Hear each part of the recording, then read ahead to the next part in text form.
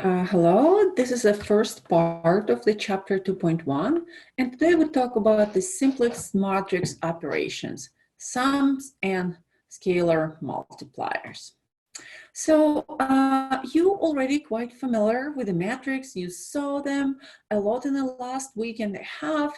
You multiplied them by the vector and got pretty familiar with them. But this is the time when we actually introduce the formal definitions and the properties of the matrix. And I really like our textbook because you are gain familiarity and some pattern of how matrix work. And now we actually go into the details of the matrix. So since we talk a lot about the vectors, we can start looking at the matrix as just basically a set of vectors arranged together. For example, here there is a matrix which has a vector starting from A1 to AN stacked on the right of each other. And usually every element of the matrix has its position or an index. And this position consists of two numbers. Typically, the first part of the index is denoted by the letter I. It's a common notation among all mathematicians and all computer scientists, has a first letter in the index I and referring to the row. The second part of the index usually refer to the letter J and refer to the column. So our element Aij refer to the element in the row I and column J. For example, here, element AM1 refer to the row M, column 1. Okay, so let's start the summing the matrices, and you've already done it in the previous classes, so it's probably not surprising to you that the summation is operated on element by element basis. So we take the elements in a similar position, first matrix, and add the element in the same position of the second matrix. And I hope it's clear to you that the summation only work when the matrix has exactly the same dimensions. Otherwise, you'll have a row or a column which will have nothing to add. So if matrices do not have a similar dimension, we say they are unsummable. Okay, now we can also multiply the matrix by a number, and we'll look at this as the chapter 1.1 and 1.2, but that won't hurt to repeat it. So when we multiply the matrix by a number, or we call it a scalar, we just basically distribute our number to every single element of the matrix. We take here number 2 and multiply it by every element of our matrix A. And there is a whole set of rules, actually 6 of them, which combines all different types of summation and multiplications. For example, we can add matrices in different orders, which probably looks straightforward to you, but we will see how later when we start talking about multiplication, this rule does not quite work. But for summation, yes, we can add matrix A to matrix B or matrix B to matrix A, and we get exactly the same matrix.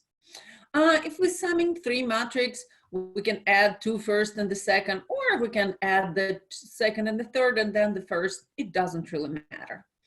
If we add the 0 matrix to any matrix, it should remain the same.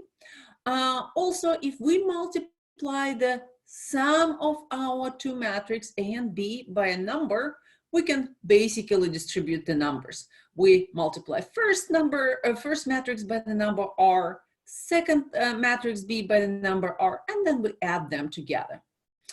If we multiply our matrix by the sum of 2 numbers R and S, then we can basically distribute the matrix among the numbers. We can take the number R multiplied by the matrix R. We can take a number S multiplied by a matrix A, and then we add them together.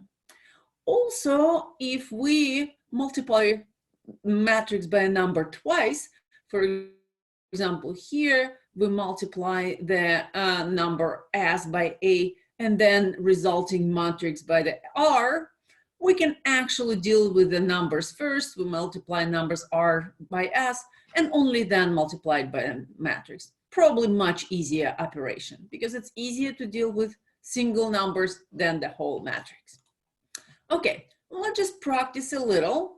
We have two matrices, A and B, and we will calculate the matrix A minus twice matrix B. And again, our matrix have the same dimension. Always check the matrices for dimension before start any calculations. So here dimension the same, so we can proceed with the calculations.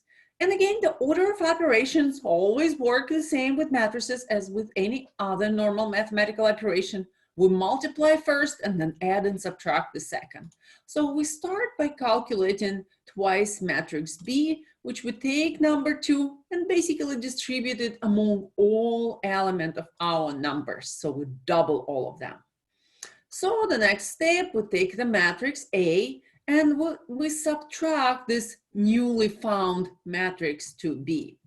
So we write our matrix A exactly as it is and subtract the matrix which we just calculated.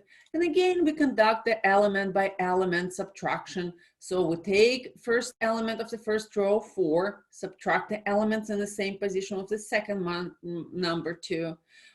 For the second one, we subtract 2 from 0, 2 from 5, and so on and so forth.